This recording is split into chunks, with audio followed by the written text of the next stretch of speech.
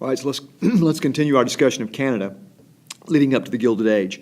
When last we talked, we just finished the American Revolution, which now separated what will become Canada from what is now known as the United States. Now,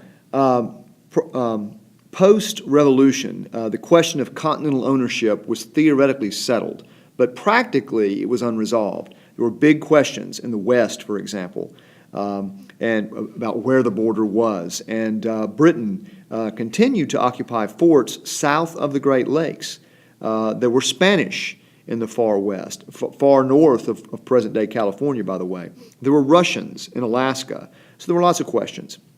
Now, after the Revolution, as you know, the U.S. would double in size with the Louisiana Purchase in 1803, and its population was growing much faster than that of Canada as well. It was very hard to develop a farm in Canada. It was beginning to be called that, by the way. The growing season was short. Growing crops for sale still depended on water transport, much of which was frozen a lot. Loyalists were an issue. Remember, the Loyalists, i.e. Americans supporting the Crown, had settled in present-day Canada. They were given land. A new town, St. John, New Brunswick, was created in 1784. And Upper Canada, or Canada West, was created in 1791. Both of these provinces were created to give loyalist representation because they expected that now. They were loyal, but they were still Americans.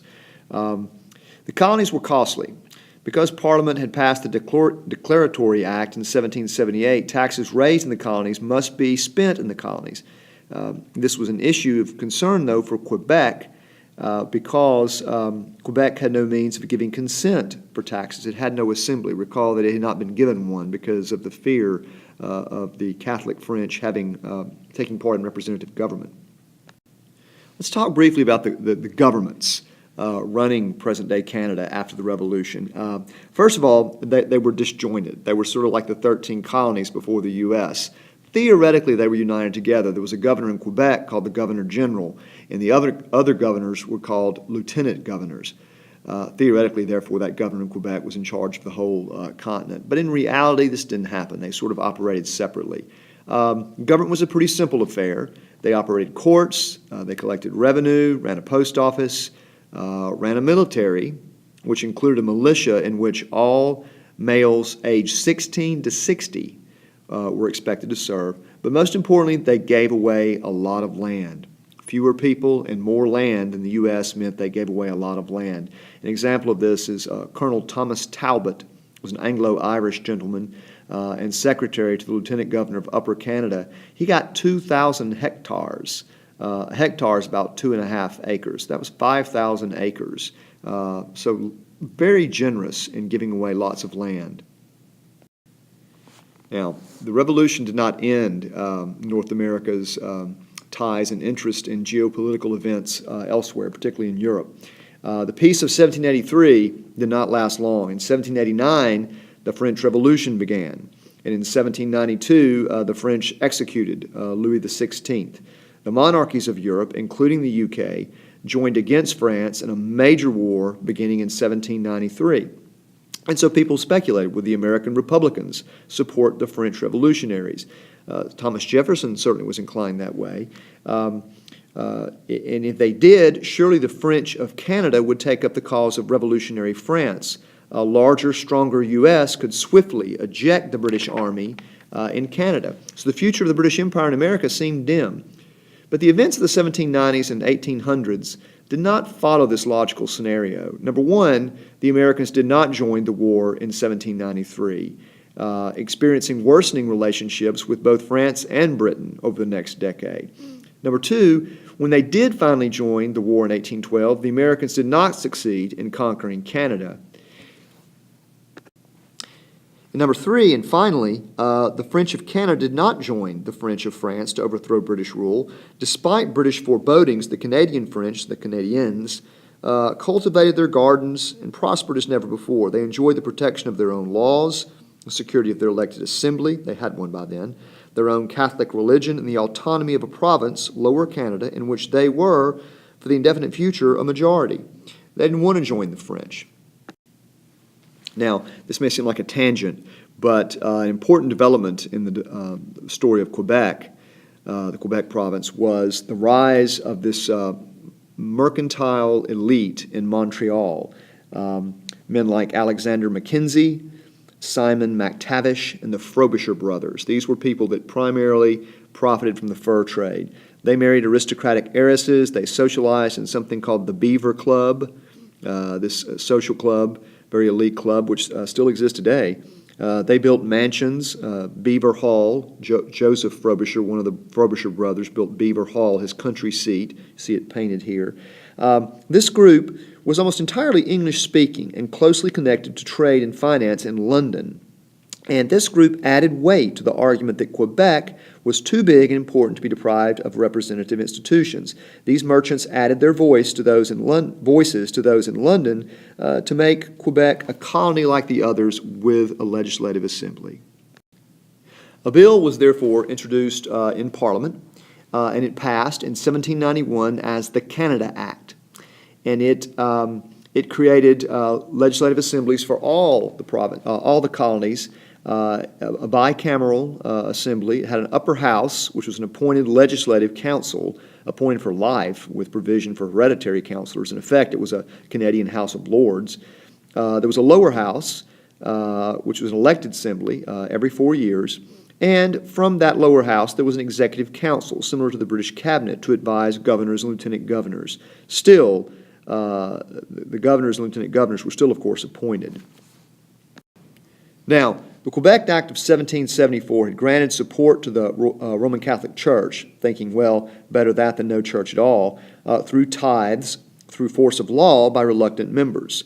The Canada Act of 1791 could not undo that, but it could strengthen the Church of England by endowing it with 1/7 part of the value of land in each township. This symbol here is the symbol of the Church of England in Canada. And so the Canada Act also greatly strengthened the Anglicans in Canada. Quebec would be two provinces. It would become two provinces, both called Canada. Canada, by the way, was widely used now, and the Act made that official. By the way, Canada is from an Iroquoian word meaning settlement or village or simply land. Lower Canada, which is confusing to me because it extends farther north, Lower Canada was kind of spread along the St. Lawrence. It was the traditional core of Quebec. It was mostly French-speaking and had the more developed economy. Upper Canada, also known as Canada West, which does make more sense, was underpopulated, underdeveloped, mostly English-speaking, and overwhelmingly loyalist, meaning they were American immigrants who remained loyal to the crown. While this happened, of course, the war with France proceeded. Aware that he could not defeat the British at sea, Napoleon turned to an economic weapon. He forbade trade in Europe with Britain. And so, since Britain was cut off from closer and cheaper sources of food and timber, it turned to its North American colonies. As a result, the colonies prospered enormously during the latter part of the French wars. Let's talk briefly about each of these two new colonies. Upper Canada, the Upper Canadian Legislature opened in September of 1792 under Colonel John Graves Simcoe. He had commanded a loyalist regiment in the American Revolution and was ardently anti-American, or he would have called it anti-revolutionary. And this is typical of Upper Canada. All these, lots of loyalists, very American in character. And Simcoe aggressively organized land surveys and promoted settlement. So he passed a number of reforms that provided for transportation, defense, regular communication, orderly land settlement. And he was widely successful. Population soared in Upper Canada as a result of his moves, mostly from steady immigration from the U.S. Now, the Lower Canadian Legislature was a risk, and predictably, when it opened in 1793, a speaker was elected from the ranks of the French majority, and that legislature immediately resolved that its debates and legislation should be bilingual. It met in the old Bishop's Palace here in Quebec.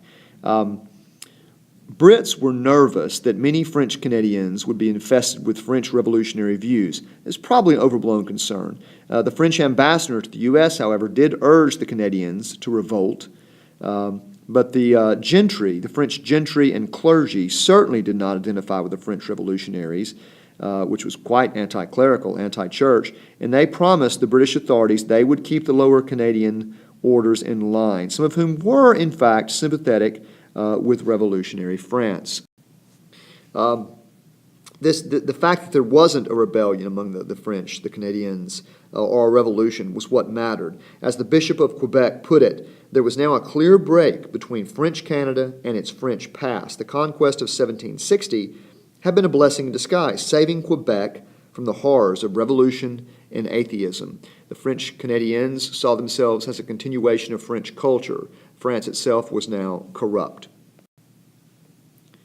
Now, in the midst of all this nation building, the War of 1812 occurred. It was driven partly by trade and maritime issues. The trade and blockade tensions between France and continental Europe resulted in a lot of American ships being searched, in some cases by both French and British navies, particularly the British, however, and sometimes sailors were pressed into British service. By 1812, the war was going pretty well for Britain in Europe. The Marquis of Wellington, soon to be the Duke of Wellington, had basically ejected French forces from Spain, was preparing to invade France itself. Napoleon was preparing to invade Russia, which would end disastrously. Nonetheless, the U.S. declared war on on Britain, on the side of France, on June 18, 1812. And I could go into the course of the war, but I won't. The short story is this. There were 2 U.S. invasion attempts that resulted in defeat for the U.S., and the naval war predictably went well for the British. We don't really tell it that way. There were some single-ship engagements in which the U.S. Navy came out quite well. The USS Constitution was a heavy frigate that defeated a similar heavy British frigate in a fight at sea. There was another example of this. But overall, clearly, the British Navy was going to win. The war ended in Europe with the abdication of Napoleon in 1814. Wellington, there was talk of bringing Wellington to America with 15,000 of his crack troops and reconquering the entire continent. It might have been possible, but it would have been costly, and Wellington advised against the attempt to reconquer North America. In fact, Wellington did not want to come to America, and he advised making peace, arguing that a decisive victory was unlikely, and enough had already been done to prove the defensibility of Canada. It is my opinion, he wrote, that the war has been a most successful one and highly honorable to the British arms. And so as a result, the war was settled to everyone's satisfaction, and Canada had survived.